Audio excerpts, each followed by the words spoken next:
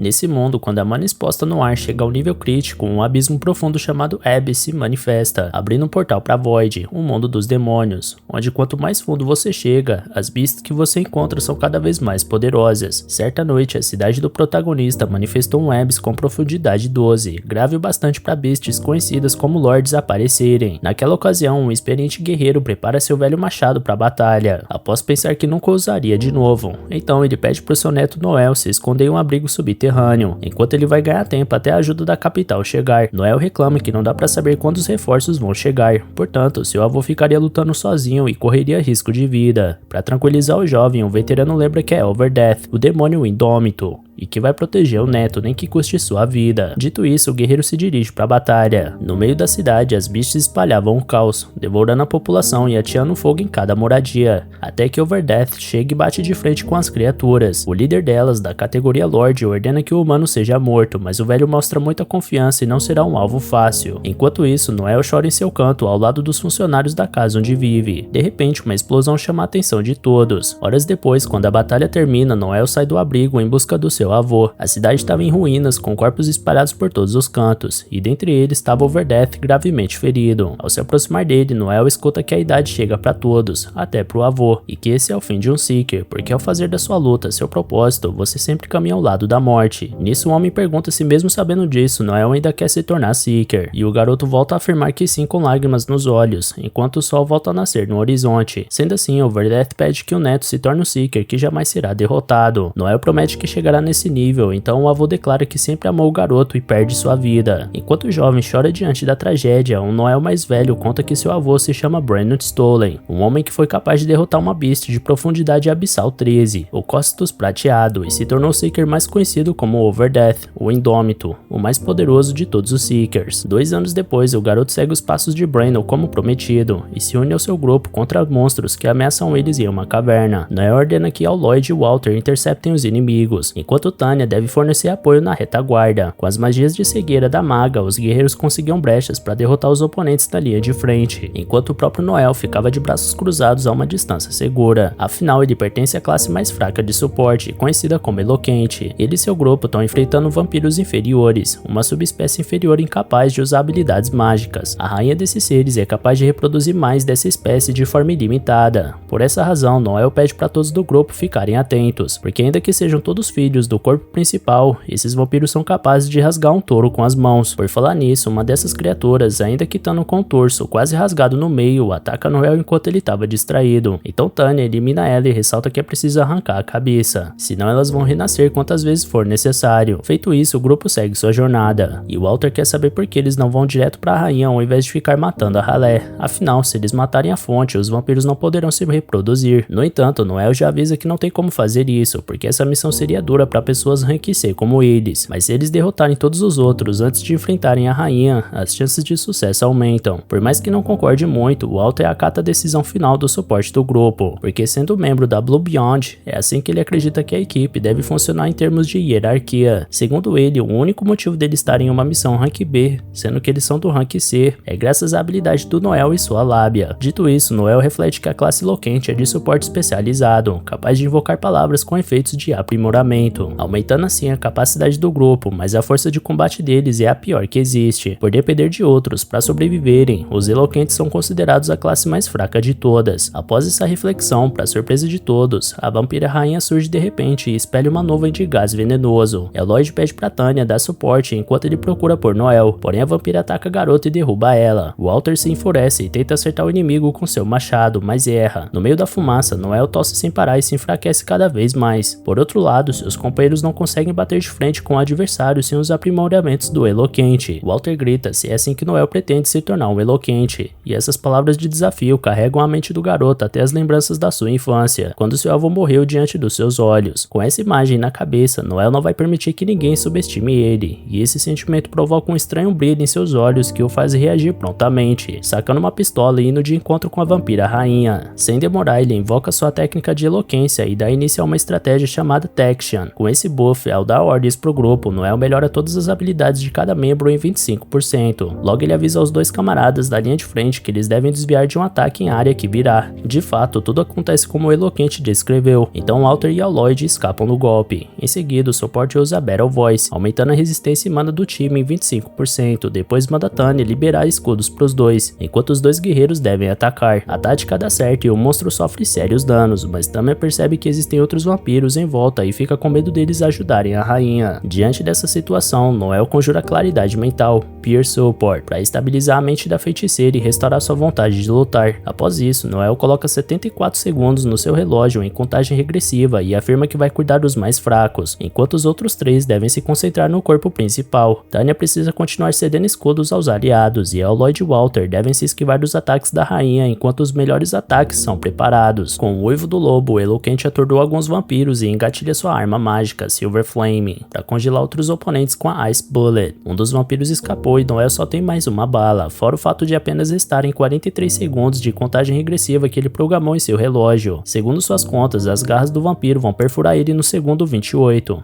Então ele conjura o plano em cadeia, Assault Command, e ordena que Walter e Lloyd ativem suas habilidades de ataque contra a rainha. Com isso, Lloyd prepara sua Aura Blade, e Walter usa o Deadly Drive. Nessa junção, a cabeça da rainha é atingida, mas enquanto comemoravam, Tanya e os demais viram Noel quase sendo perfurado pelo vampiro que atacava ele. Por dentro, o Eloquente pondera que quando o corpo principal morre, seus semelhantes também param de se mover. Quando a contagem regressiva chega ao fim, a morte do líder inimigo acaba de se confirmar, conforme o vampiro menor perde os movimentos. Sendo assim, Noel ainda tá intacto e a missão da Blue Beyond tá concluída. Os companheiros do grupo chegam ao suporte pela irresponsabilidade dessa estratégia, mas o garoto esboça um sorriso e se lembra de quando chorava pro avô por ser da pior classe de todas. Certo dia, Brandon disse que o garoto é idêntico à mãe, mas diferente dela, ele tem talento para ser um Seeker. Assim como o avô. Ainda que seja um eloquente, Brandon vai treinar o neto até que ele se torne o melhor Seeker de todos. Por fim, Brandon pede um voto de confiança pro jovem. Na saída da masmorra, Noel levanta os olhos pro céu e afirma que confia no avô e que vai se tornar o maior de todos, superando até mesmo o Overdeath, ainda que esteja na classe mais fraca. Mais tarde, o grupo chega até Etrai, capital imperial do Império Velnan, uma cidade que prosperou por conta da engenharia de magia, embora as terras de Velnan sejam mais vulneráveis ao Webs do que as outras, mas foi a coleta e uso científico dos itens de Beasts que proporcionou o material necessário para o Império se tornar hoje o que é, e isso se tornou a principal atividade comercial nesse reino, onde os Seekers são admirados por toda a população por sua luta contra as criaturas do Abyss. Noel virou Seeker aos 15 anos e se mudou para Etrai em busca de companheiros, porque um eloquente não pode lutar sozinho. Dentre eles temos Walter o guerreiro, Tanya a curandeira e Lloyd, espadachim e líder da equipe. Pensando sobre isso em uma taverna após a missão, Noel acredita que seria ainda melhor ter um observador no grupo,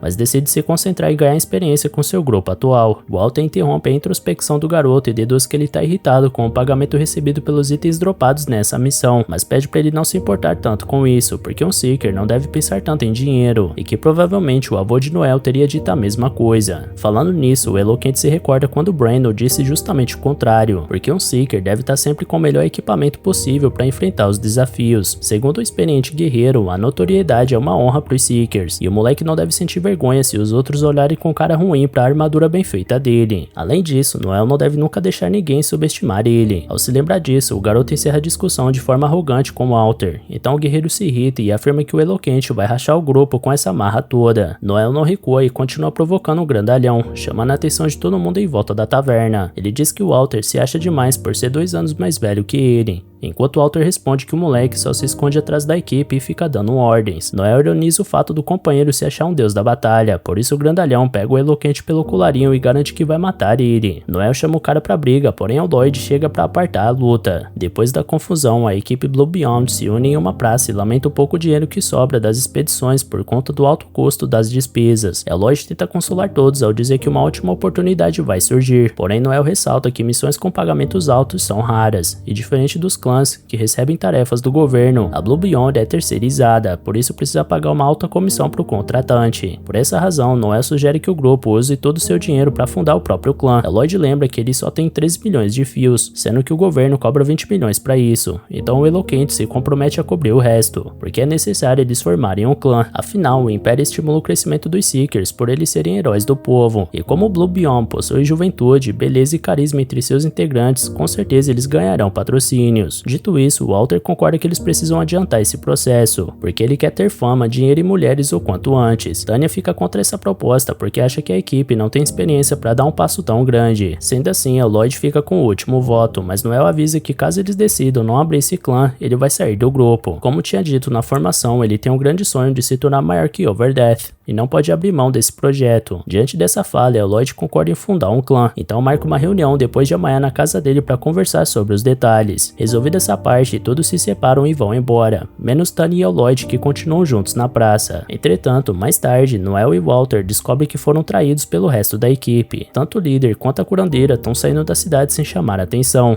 E galera, regaça aí no like aqui embaixo e comenta no vídeo para incentivar a gente ainda mais a trazer continuação desse anime, beleza? Valeu galera, se cuidem!